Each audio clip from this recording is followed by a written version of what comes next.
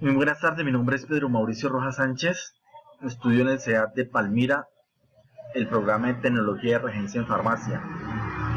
En este video voy a hablar sobre la estructura de la membrana celular con sus respectivas partes. Tenemos que la membrana plasmática es la que protege a la célula, es una membrana que envuelve y delimita la célula, separándolo del medio externo. Esta está compuesta por lípidos, que son las que la constituyen, los fosfolípidos, los glucolípidos y el colesterol. El colesterol actúa como una barrera semipermeable. También tiene las proteínas, que son integrales o periféricas. Su función es con el transporte y la comunicación. También están los grupos carbohidratos, que están en la superficie externa formando glicoproteínas o lípidos o glucolípidos. Las clases de transporte en la membrana celular. Tenemos dos, que son las de moléculas de masa molecular, que la constituye el transporte pasivo, que este contiene difusión simple y difusión facilitada. Y el transporte activo, que lo contiene la bomba de sodio de potasio y otras bombas. Dentro del transporte de moléculas de elevada masa molecular encontramos los endocitosis, exocitosis y transitosis. El transporte pasivo o difusión es un proceso de difusión o movimiento de sustancias moleculares a través de la membrana sin necesidad de la energía ATP. Se produce siempre a favor de la gradiente, que significa que va de donde hay más concentración a donde hay menor concentración. La gradiente se divide en dos, que es la gradiente de química y física. La que primero se enfoca en igualdad de cantidades, y la gradiente eléctrica, que se encarga de igualar las cargas neutras. También tenemos difusiones, que son la difusión simple y la difusión facilitada. Como la simple tenemos que es el transporte pasivo, que es el paso de pequeñas moléculas a favor de la gradiente. Se puede realizar a través de la bicapa lípida o de canales proteínicos. Esta la atraviesa sin ayuda y sin gasto de energía ATP, que son como el oxígeno, el nitrógeno y moléculas polares como el agua, el etanol, la glicerina, anestésicos como el éter, fármacos liposuccibles o sustancias apolares como la difusión del agua H2O, que es llamada osmosis. La facilitada, que es el transporte pasivo, es el paso con la ayuda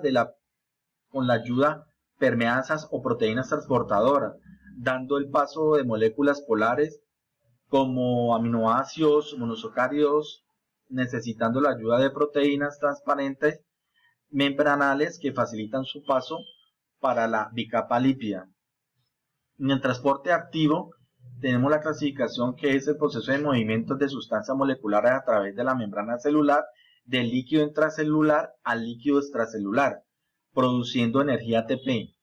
Esto se produce en contra de la gradiente, que es la electroquímica, que significa que va donde hay más concentración a donde hay menos concentración, como ejemplo la bomba de sodio de potasio, entre otras.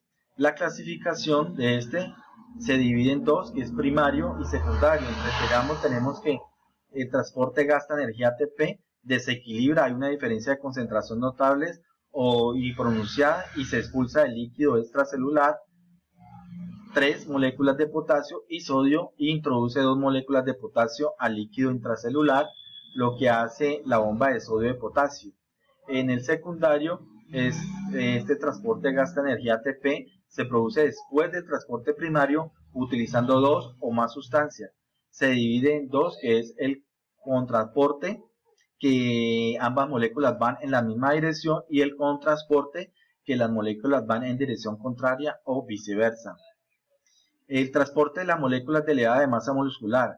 Este transporte, aquí tenemos que en este transporte tenemos la endocitosis, que es la célula capta las partículas del líquido paracelular mediante una invaginación de la membrana, en la que se engloba la partícula por ingerir, produciendo una estrangulación de la invaginación, y se forma una vesícula encerrando la partícula ingerida, clasificándose en pinocitosis, figocitosis y endocitosis, mediana por un receptor.